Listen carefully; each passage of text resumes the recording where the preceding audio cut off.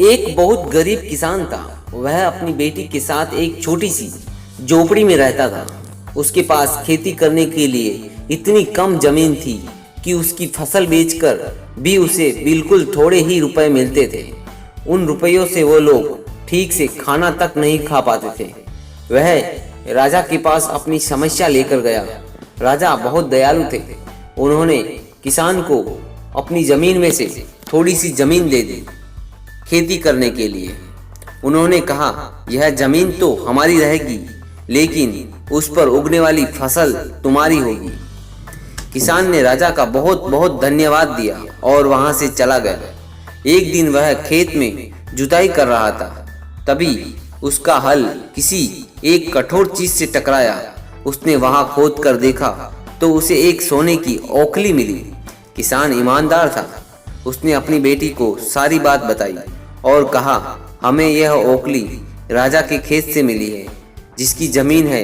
यह ओखली भी उसी की हुई, इसलिए हमें इसे राजा को लौटा देना चाहिए। किसान की बेटी बोली, नहीं पिताजी, आप ऐसा मत करना। आपको सिर्फ ओखली मिली है। यदि राजा ने आपसे इसकी सोने की मूसल भी मांगी तो आप क्या करेंगे? आप इस ओखली को अपने पास ही रख लीजिए। लेकिन किसान को यह बात ठीक नहीं लगी, क्योंकि किसान ईमानदार था। वह बोला, जो चीज हमें मिली नहीं वह मांगने का राजा को कोई अधिकार नहीं है। वह राजा के पास ओखली लेकर पहुंचा, लेकिन दरबार में ठीक वैसा ही हुआ जैसा किसान की बेटी ने कहा था। राजा ने सोचा कि किसान ने लालचवश मूसल अपने पास रख ली होगी। किसान बेचारा सोने की मूसल कहां से लाकर देता। नतीजा यह हुआ कि किसान को जेल में डाल दिया गया। जेल में ना तो उसे ढंग से खाना मिलता था और ना ही ढंग से पानी मिलता था। किसान को ऐसी गलती की सजा मिल रही थी जो उसने की ही नहीं। वह खाए पिए बिना निढाल हो गया।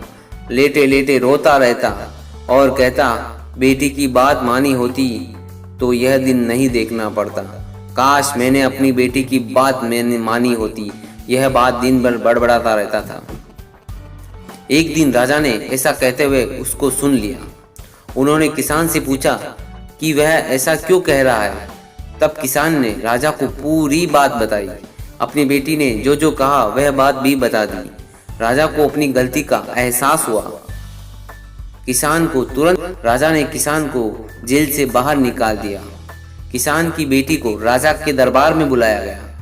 उससे बात करने के बाद राजा को पता चल गया कि वह कितनी बुद्धिमान लड़की है।